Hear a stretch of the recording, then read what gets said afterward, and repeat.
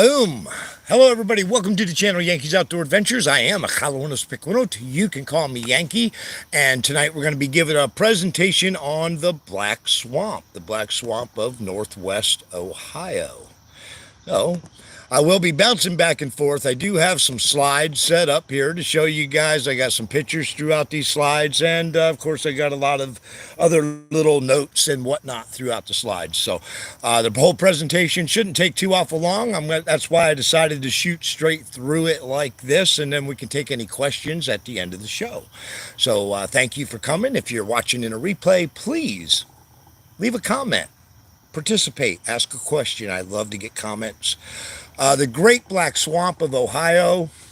First of all, a lot of people don't even know about the Black Swamp, but let me say, here in the Black Swamp region, when it comes to cryptids and paranormal, we have it all. We got river monsters, swamp monsters, reptile creatures, grassman, dogman, Bigfoot, mothman, all kinds of paranormal activities. I can't even begin to list them. And they're all here throughout the entire Black Swamp region. Well, let me clarify when I talk about the Black Swamp region, because the Black Swamp region was very, very large. In fact, there was about 25 miles wide, and that was during the dry season. It could be as much as 40 miles wide at times, and it was 100 miles long. And again, that's during dry season. During wet season, it could be much longer. It actually went from the Great Lakes all the way into Indiana. It covered an estimated 1,500 square miles.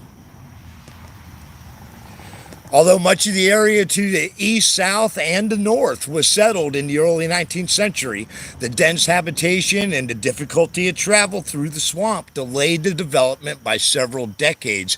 And this is part of what we're going to get into here also. This is kind of the intro to the whole thing. The swamp was actually drained and settled in the second half of the 19th century. Although by this time there was a lot of cities popping up all around the swamp, they didn't actually make it into the swamp until the second half of the 19th century. And of course now it is extremely highly productive farmland. And I do actually have a photo to share with you of the farmland that we have now. At one time, this entire region was a swamp. Now, what does that have to do with the paranormal? Well, we got to remember, when we research things like paranormal that are deep rooted, or even cryptids, or all of the above, all the things I mentioned in the beginning of this video, when we research these things and they all have a deep-rooted lore, it's really important to try to get to the bottom of where all the lore started. And in this region, which again is a very large region, includes many towns all across the top of Ohio here. We'll get to that with a map in a moment also. But in this region, the swamp quickly became known as a terrifying thing to cross. We mentioned during wet season it could be as much as 40 miles wide. What I didn't mention is the average settler could only travel 1 mile per day in the swamp. That's how bad travel was. So that means if you needed to get through the swamp region, if you wanted to get to one of the areas on the other side, instead of taking the miles and miles trek around the entire swamp, you had to set out for a 40-day journey, only going 1 mile a day. And it was treacherous. This next picture, of course, you see my ugly face. I actually threw this in here for one particular reason, and we'll probably get back to it before the show's over. I was told not long ago by a naysayer of cryptid lore that it would be impossible for anything to live in this region because it's so flat and it's so populated. that even if, because my claim was, well, what if it was migrant and it just traveled through the area, and he claimed that even if it was a migrant animal traveling through, there's no way it could be hidden in this region. This picture I wanted to show you guys to show you how quickly you disappear up here in this lush farmland. And like this picture I showed you a moment ago, this stuff goes on for miles and miles and miles. In fact, the very small trees in the very far back, that's actually a 1 mile mark. That's the highway out there, right along that long tree row. Not the first tree row, but the one way back there.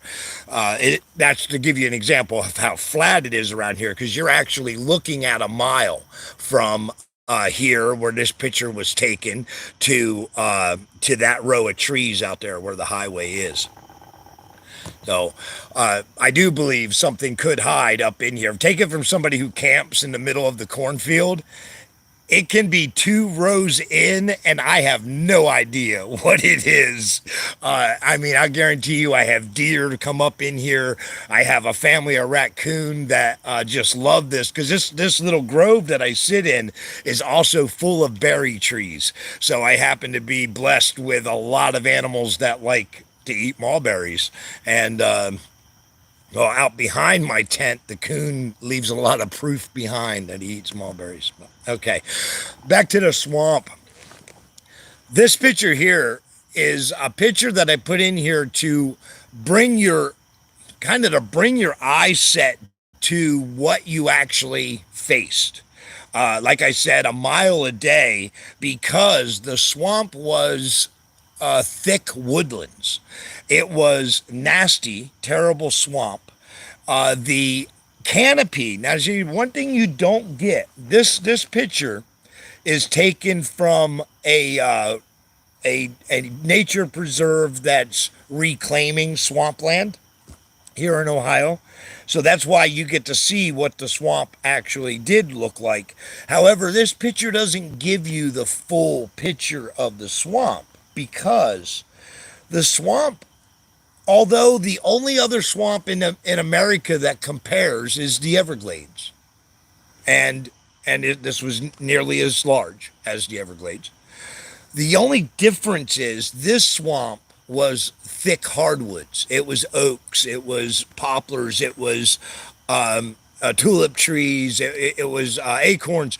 These trees here are, yeah, they're in the swamp and all, but what you would have seen were much larger, much older trees. And in this picture, you have sunlight, that you're looking at a bright day, and you can tell you are. I want you to know and imagine in your mind this swamp with a canopy so thick that it didn't let any sunlight touch the ground. So when you set in for your 40-day trek, you were in the shade. You were in the shade of the canopy and in the bare minimum knee-deep mud conditions. That's bare minimum. A picture I added in here, and again, these are pictures of the reclaimed swampland. This is what you would have encountered if you tried to cross, except it would have been a lot more troublesome, and the wildlife would have been a lot more immense back then. There's so much wildlife that we don't have anymore in this region. They're either extinct from the region altogether, or in some cases extinct altogether. And that even goes for some of the nasty ones, snakes and things like that. There were so many more. This is the picture I was looking for. Another thing I want you to think about and remember about this swamp: when the pioneers were coming across this thing and they were wandering through, there would be these little high tufts of grass. I don't know if you can see my cursor there on that high tuft of grass right there, and like there is here. And there's a big washout and a washout and another big washout. In a wet season, this would be muck and mud all the way up to those high areas of grass. And you would be walking along in slushy stuff where it was a high area, and you would take a step and you would fall into one of these trenches like this. So not only could you not only are you constantly in this, knee deep to ankle deep, you risk taking a step and actually going over your head. And people were lost in the swamp. It was a serious problem. There were many people lost in the swamp, but there were many people lost even if you made it through the swamp. Okay, because the swamp carried a lot of problems with it. The disease that was carried through the swamp, as I can say here. Let me show you this real quick. This one's, I know this is a little bit of a blurry photo, but the dark green is the wetlands normally, and the light green is the wetlands during the wet season. So, again, to give you an example of how large, nearly the size of Connecticut was the size of the Great Black Swamp. Okay, but now I want to talk about how bad it really was in the swamp. And all this again is the build up to the legends and the lore that come out of this swamp. Now, as I mentioned, I'm sorry about that. As I mentioned, there was a sickness. Wait a minute.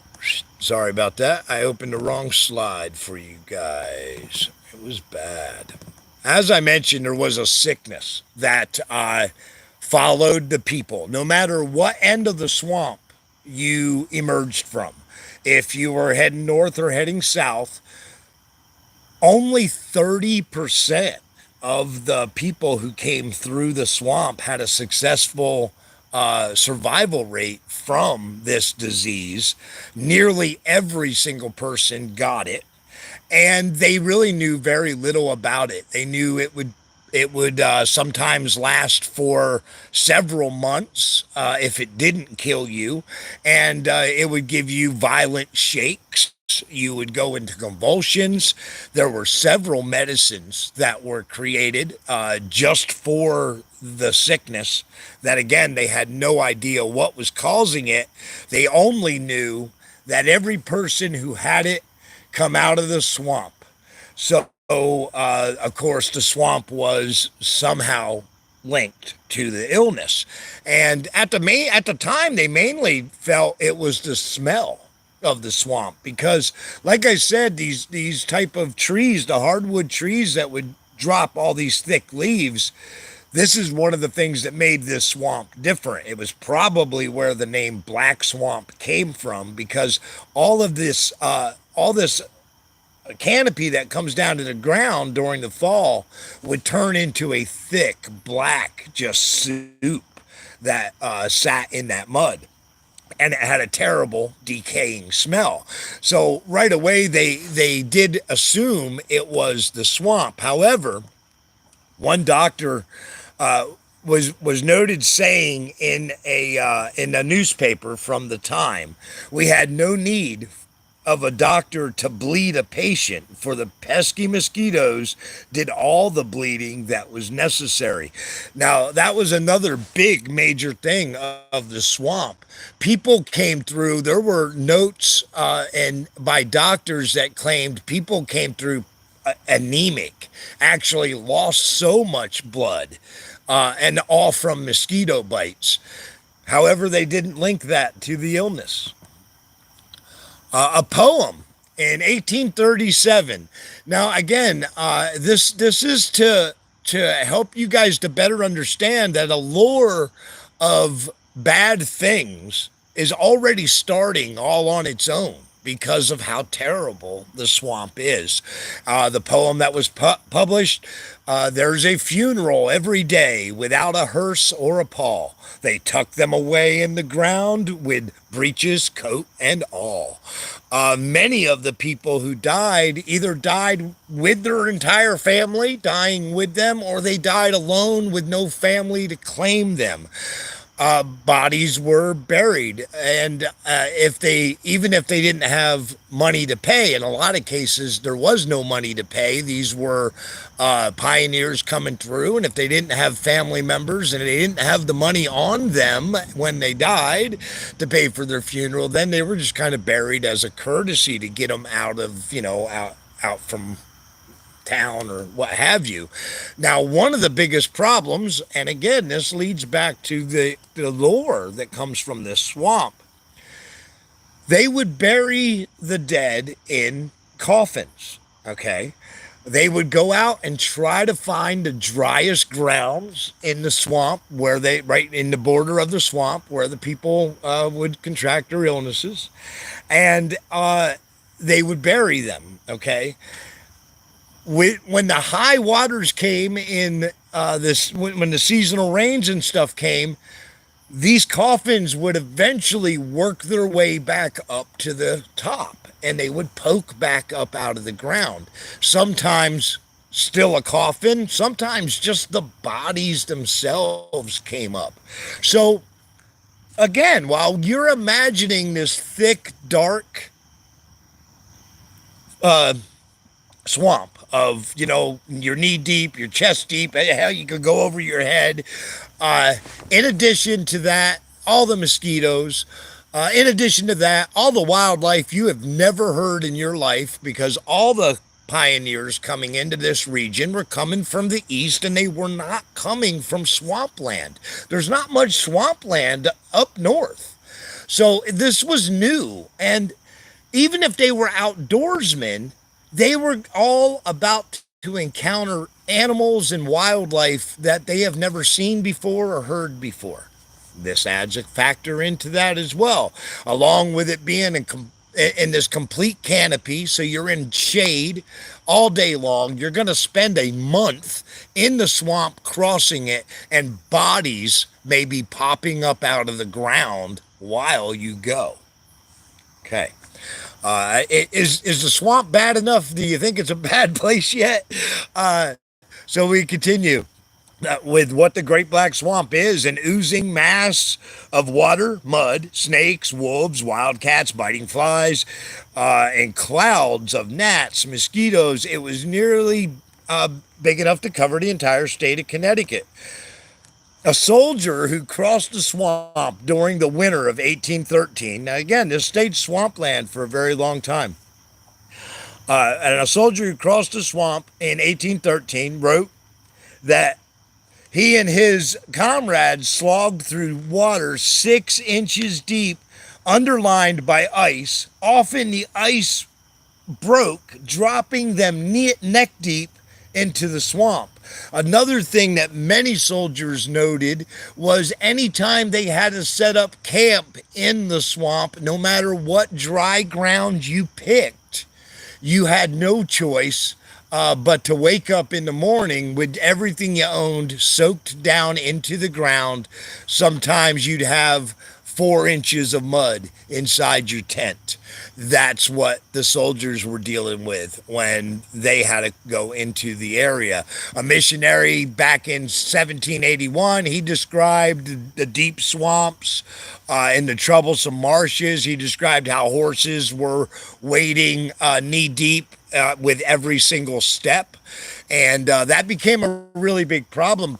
Settlers came across with horses and wagons and gear, and they would get stuck in this. The horses would get stuck, the wagons would get stuck, and a lot of times it was a very big challenge to get out. In fact, at one point it became a business for some people just to pull you out of a mud hole. But we'll get to that in a moment. It was easy to become hopelessly lost since you could only see but a few yards ahead of you. And again, like I said, it's really an important fact that it was dark, it was gloomy, it was terrible conditions. And if you were not on top of your game with your navigation, you could get lost. Your 40-day trek could turn into an 80-day trek just because you did a circle, which could ultimately cost you your life. I love this quote that was written in a newspaper. It was in 1830 something. I'm sorry I didn't put the date on here. We read that God divided the land from water, but here is a place he forgot.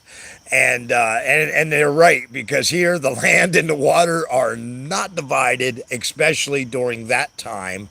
A soldier who lost his way in the swamp forest during the War of 1812 fearfully recalled the swamp as the home of Satan. And in fact, there's a Satan's Hollow is a road and a location right down the road from me here. Anybody that's local knows of Satan's Hollow. And that whole name comes from this particular story. So here we go, back in 1812, we are already dumping in a really big piece of lore, and I really don't even know that he was talking about Satan himself. He may have just really been referring to the conditions of the swamp in general. But it doesn't take much for lore to travel and to grow. Okay. Again, the swamp, I did want to show you guys the map size. And again, these counties, Ottawa County, Sandusky County, Wood County, Henry County, Defiance, Paulding, Putnam, Van Wert, and a small part of Allen County are all counties in Ohio that the swamp touched. I mean, that's how many counties it touched. Now, when they started building all these cities you see around the outside, the swamp is the black. And all these cities, all these dots you see around the outside, that's the way they started building in the region. They started building all around the swamp, kind of in a clockwise position. But at the time, they were avoiding going through it, or if you went through it, you had the suffering that took place. One thing, though, to add to all the turmoil of the swamp that I definitely do not want to forget, the Black Swamp itself, aside from the native land, which the called native lands, or what was given to the natives after they were driven from the east, kind of starts in the mouth of that was through the Black Swamp region. Now, when settlers first came up into the area, the natives were on the south side of the swamp. And kind of as a breach of treaty, they pushed the natives back into the swamp, and made an agreement at that time that they would never cross the swamp, that they could have the swamp forever. That undoubtedly theirs, that the pioneers will not venture into the swamp. Now, within 10 years, they were already attempting to cut a road through the swamp. So that treaty, why did I bring it up? Just because of the fact that I want you to understand that not only were all these things that we have already listed of the turmoils of the swamp, there was also several different tribes that had been mistreated several times, and they also were in this swamp region.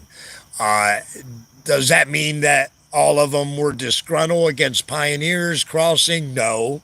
But does that mean that possibly some of the missing people that went through the swamp met their end at the hands of disgruntled natives that felt they didn't belong there at all? That's always a possibility. So, but another thing I did want to add in here, swamp now, wildlife.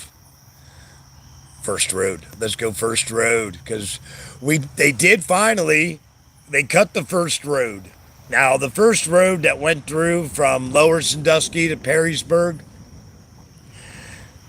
sounds like a great thing. However, the road only took a few days off the journey. That's all it took. You would think having a clear shot without all the dead stuff, but that's not so. The swamp reclaims itself constantly. So even though they had a road that went through, I don't know how well you can see some of these pictures, but this is a buggy with the mud plumb up to the bottom carriage of the mud. That would be on what would be considered a good part of the road. And again, horses up to their belly. Here's a part where the wagon's actually above the road. This is actually a picture of the original road. And the original road is still here yet today. Again, for those local in Ohio, settlers took that 30-mile mud path. They took it away from the natives against the treaty. They just did it, and they cut it straight through the swamp. And today, yet today, that's known as the Maumee Western Reserve Road, or US 20. So if you're ever on US 20, you're actually on that very first road through the swamp. And that first road was actually nicknamed the worst road in America. And I guess that was probably saying something for the time era. Not sure if you can see the little cabin. Now, little cottages like this happens to actually be a logging camp. However, little cottages like this popped up all along the road. Okay, and an interesting fact: how these people made a living when they popped up these little roadside places was they offered amenities to the travelers who were taking several days to get across the swamp. So they actually kind of like bit the bullet and decided to live in the swamp and offer amenities to people. So they would give you maybe a place to clean up the best you could, considering. And the biggest one, they would offer to pull out your wagon if your wagon and horses were to get stuck in the mud. Now, a story from one individual who made it across the swamp and survived, he claimed that he lost his entire life savings, $100. But it was a lot of money back then. And he had lost his entire life savings because people would purposely dig holes along the road, allow them to get filled with water, wait for someone to get stuck, and then charge them to pull them out. This individual was stuck so many times in holes that people have dug that it took his whole life savings for him to cross the swamp. However, he also wrote that when he got to the end of his journey, he set up inside the swamp right near the exit, and he dug a big hole. And he stayed there in that area, charging people to pull them out of that hole until he not only made his $100 back, but he made an additional $100, and then he went on out of the swamp and on with his life as into the new city. But I thought it was an interesting story to add. We are actually getting really close to the end of the presentation, guys. We mentioned wildlife, and I want to mention again, I know you guys cannot see this map, but what you can see in your picture is how full and green the first picture is, how empty the second one is, and then how the last one's got a little bit of green coming back to it. What these maps indicate are the wildlife here in Ohio, as well as here in the Black Swamp. The Black Swamp wildlife was nearly pushed to extinction. In fact, one thing a lot of people don't realize, and I love pointing this out because this is why we have hunting laws today. Hunting completely wiped out deer. You heard me correctly. If you're on the East Coast and anywhere on the East Coast, you know what deer are. You're afraid you're going to hit one every time you go for a drive. Hunting completely wiped out deer statewide. Okay, but they were reintroduced. That's why we have them today. But deer actually were extinct, an extinct animal in Ohio. A local newspaper a local newspaper reported that one hunting group alone shipped out about 350 deer carcasses in 1869. Now that was just one group. So this is what was go. This is how hunting took place here in Ohio. You didn't go out and bag a deer and take pictures and put it on Instagram and be all proud of the buck you shot. You went out and you shot as many deer as you could, and you the more pelts you brought back, the more money you made. The last deer were killed only 20 years later. So that big killing spree that was going on, it wiped out the deer in 20 years' time. The deer aren't the only thing that suffered here. Uh, Another thing a lot of people don't realize and don't know, there were a lot of animals here that we just have never had the opportunity to see in this part of the country. There were bison in the swamp. There were bear in the swamp. There were wildcat in the swamp. There was lynx in the swamp. Uh, all these things that we don't have anywhere here anymore. And the fact that a lot of these things also could help add to lore. Remember, we mentioned you couldn't see uh, 10 yards in front of you in the swamp. So imagine a bison walking at 12 yards. What little pieces of a big, huge animal would you see? What kind of scary thing would that be when you're already dealing with all the other stuff we had mentioned? You know, you just watched a body pop out of the ground, and now that big brown thing walking around following you. Another thing I wanted to mention, these are real pictures. This is out of the mouth of the Maumee. These are pike, and we get walleye, pike here. It was known to be one of the, not only were the fish immense in size, it was known to have so many fish. One of the soldiers at the fort along Maumee River had written that whenever they had gotten hungry, they grabbed a stick and whittled it to a point, went down to the river, and with one throw would always spear at least two fish. That's how plentiful the river was. That's not an exaggeration. That is actually how plentiful the river was with fish. But the fishing industry is another one that took out thousands of pounds of fish, and in small amounts of time.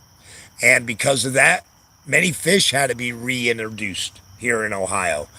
We practically destroyed all the wildlife. In fact, if we didn't implement some rules, we would have destroyed all the wildlife.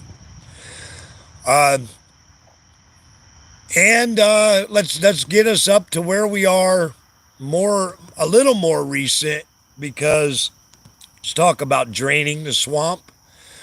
Uh, the pioneers in general, they had a big job in front of them. They worked tirelessly. There were new inventions that were being created that were helping. The government allowed the Corps of Engineers. This was the very first job our government's Corps of Engineers had ever done, was drain the Black Swamp. And they did it very quickly. There's over 15,000 miles. Now I said that right. I gotta remind people though when I say that is because the ditches are on a grid. Okay, they're on a grid. So if you add up every line throughout the Black Swamp, there is 15,000 miles of ditch line that was dug to drain the swamp. The trees that were removed. Remember, guys, this is an actual picture from the Black Swamp region, taken in the early 1900s when they were draining the swamp. And this is the way they remove trees. I mean, just as far as the eye could see, they would cut and remove trees, and they would begin digging the ditches again. Like I said, they had some newfangled equipments that were helping them out, and a lot of ditches were hand dug, and the ditches are all over the country, all over the swamp here. So I believe that about reaches the end of the slide presentation. So, what I wanted to point out, call it a viewpoint, or what have you, when researching cryptids and paranormals, you can't help but to dive into the beginning of legends and lore. And a lot of times, even not only here in the Black Swamp, but in other places around the country and probably around the world, the areas that have cryptids and paranormals have it deep rooted. And when it's deep rooted, you'll often find that there's a gloom of some sort around the location in the first place, much like the Black Swamp. Now, stories of Bigfoot or Grassman here in this region actually started long ago. Okay, it started back when that roadway was built, and that road. I want to pull that back up again here, and I'll tell you guys about that story real quick. The first road is this one here. Now, the story that was reported to the newspaper was a gentleman and his wife were coming across the swamp on this road. They were having normal difficulties, but they were on a stretch where they were able to ride up on the wagon. And as they were coming through the swamp, again, dark, gloomy, nasty swamp, a large, hairy, described as ape-like, described as having incredible foul odor, sprung out of the woods and knocked the gentleman off of the wagon and began to attack him in the mud on the ground. The wife, stopping the horse quickly, got off the wagon with her husband's cane and claimed to have smacked the creature in the groin, in the family jewels, with the cane. The creature screamed and ran off into the woods. And from all my research, that was actually the very first Grassman sighting. Is that, did it, whether or not it really happened? Guys, I wasn't there. However, it is an interesting story, but I want you to think that along with stories like that, people telling and sharing, whether or not they were making them up or whether or not they really had these experiences, the stories were there.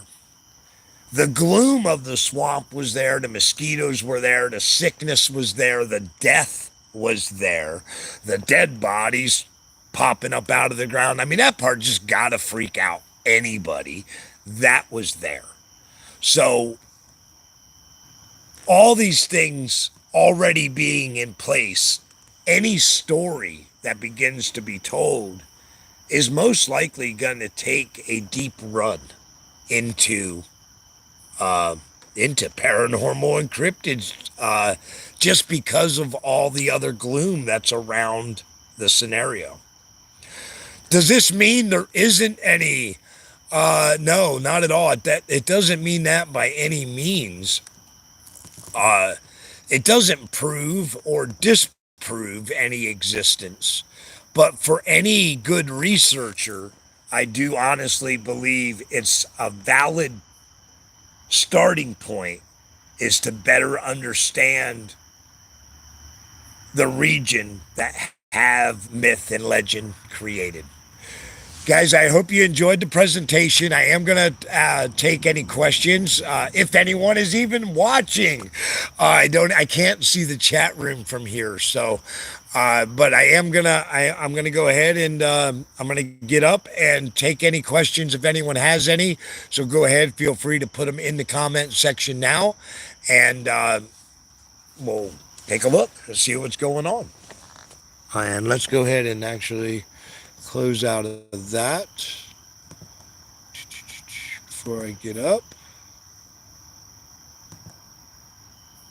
And now let's just leave that one. Why not? There we go. We'll leave that one. Kind of a cool picture.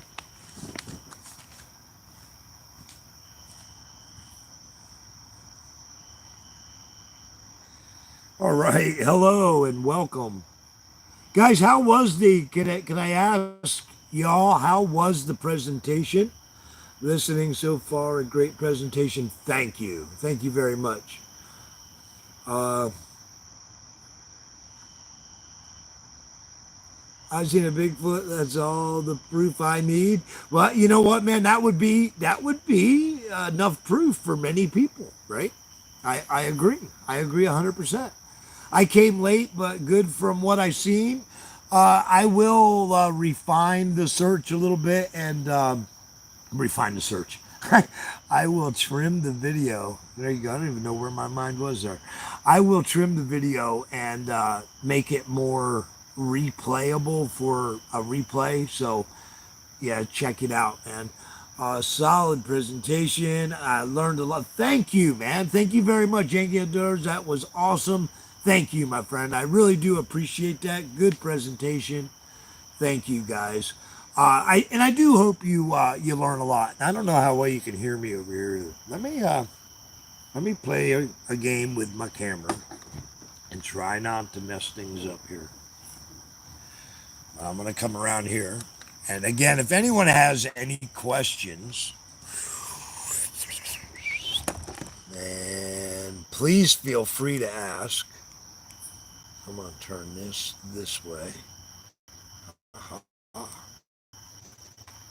See, and that was the whole reason I couldn't let you guys.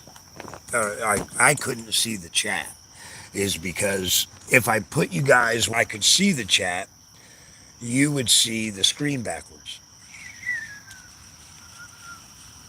Come on down here. Oh, righty.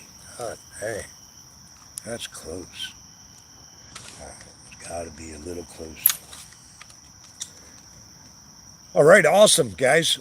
And again, if anyone has any questions, I was goofing around in the chat, good people, but that's fine, man. I don't mind that. I do not mind. Man, don't that look like green screen, don't it? It just does to me. It looks like green screen, but it's definitely not green screen. A fun group of chatters, awesome. I will go back and replay and check out what was going on in the chat room for sure.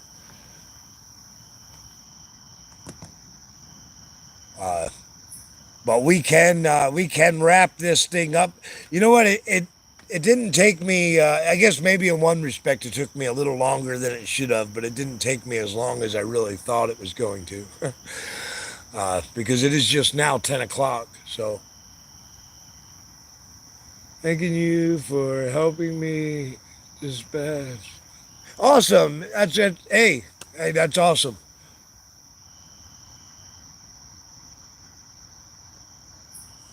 An interdimensional being. Wow.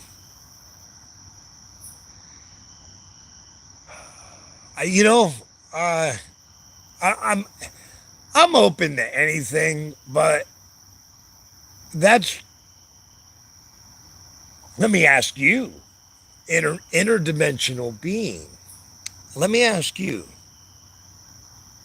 Do you think Bigfoot could just be spiritual, no different than an angel, or would that be an interdimensional being? I don't know. I don't know. I'd like to know. Later, only Claire in there. Oh, hey, hon, welcome.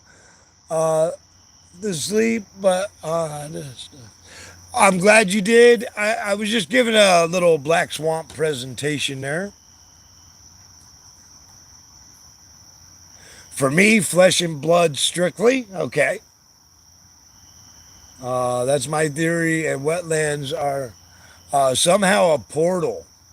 You know, you're not alone in the theory of water having some type of an effect, like a portal. So, uh, I shared once before, and probably not going to share tonight, but I had a really interesting experience in the fog one time, and if if anything like that could happen, I'm here to tell you when it's foggy, it's got the best chance. I don't know. Maybe that's just me. I think we are all internet. Well, there you go. Cross when we dream. You know, a native aspect on a lot of that. Dreams in general. For the Lenape people, dreams were very, very, very important. In fact, I'll give you an example of how important dreams were. Dreams are what created everything.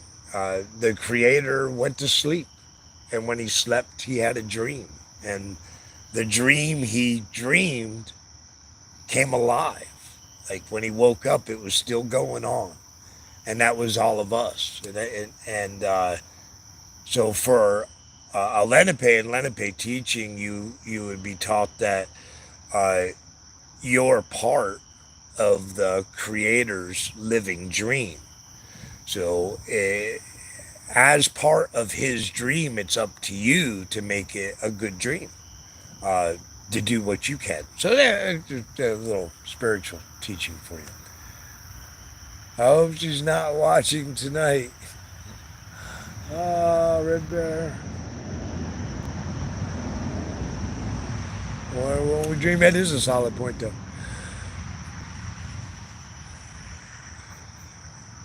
Smart and know their environment way better than any of us could. Which and you know, I mean, anything that lives outside learns the environment pretty well. So yeah, I would agree. That's like when I brought up the fact about being able to migrate through this region, being that all the trees have been cut down around here and stuff. Uh, that's why I posted that picture of there it is. It's why I posted that picture right there.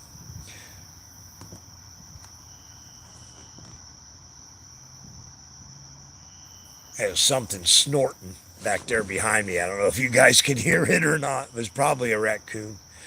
Um, Anything can hide for miles and miles. And like I said, this isn't just, one field of corn. Uh, this is miles and miles and miles of field with many groves of trees in between these. And, we got all kinds of wildlife in them now all the time. Anyway, our forests have been raped and blemished too. Yeah, oh, definitely. I mean, you think of this entire thing was of thick forest. Uh, yeah, like I grabbed a few pictures of some big trees, but this is nothing like the trees that were here. Oh, Western, I don't think we really know the answer until maybe after we cross over to whatever. There you go. Uh, Ignorant to think because a human can't catch a creature means that it's not. Sorry, it was jumping. It's not flesh and blood. If anything, I think it leads more credence to the intelligence and the ability. Uh, there you go. Lots of places to play and hide and seek and oh, you're not kidding. You go 2 rows in and you're gone. Uh,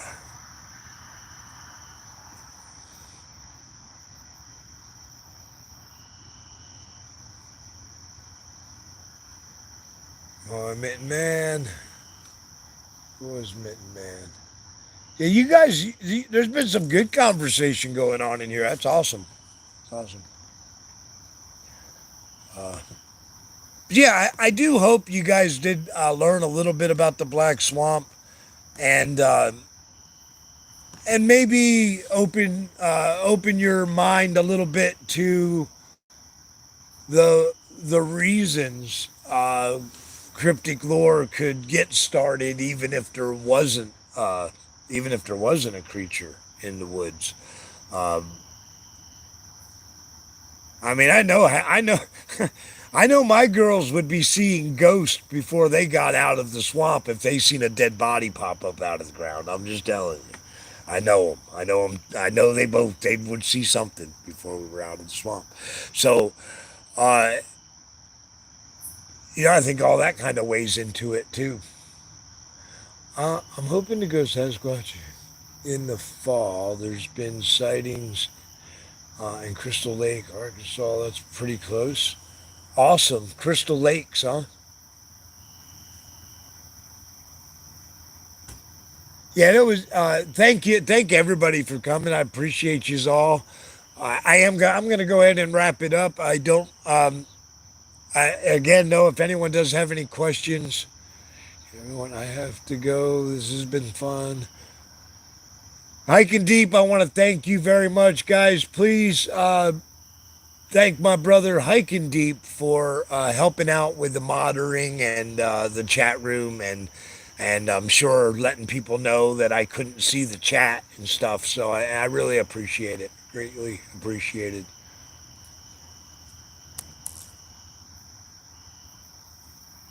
Floating up to the surface, I'd probably run away. Right, but you can't run away because if you turn and run, you fall in a mud hole yourself and you're sunk up to your chest. All the while, the mosquitoes are eating the living crap out of you.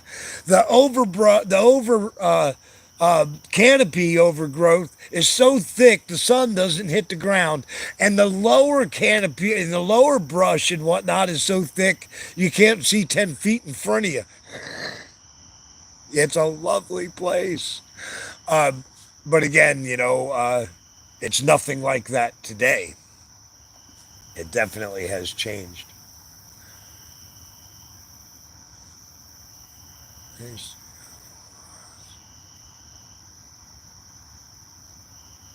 There's cheers. Oh, yep, you're awesome. Thank you. Yeah, actually, what helped them to realize I did mention the sickness, and I'll say as I go, and then we're going to back out of here and call it a night. They did realize the sickness that was killing so many people was actually malaria. It was malaria from the mosquitoes. They had no concept of the disease. However, uh, about the time they started draining the swamp, they made a connection between British soldiers that were in the region and didn't get sick. These British soldiers could go one end of the swamp to the other, and not one of them would get sick. And this was real confusing. Now, at this time, now they're starting to drain the swamp.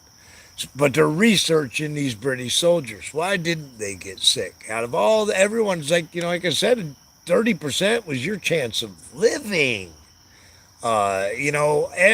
Everybody got sick. These guys didn't. Well, they come to find out that the British soldiers that were stationed in the area, that none of them got sick, they all came from their homeland was a swamp. There's a swampland, and they already had kind of a natural immunity to the malaria, uh, and they didn't get the sickness. That is what actually helped them decide what it was. But again, at this point, they had already began to drain portions of the swamp, and they were getting rid of all the mosquitoes when they were doing that, inadvertently curing the disease. Everybody, I appreciate each and every one of yous. Get outdoors, find your adventure. I appreciate yous all. Have a great night.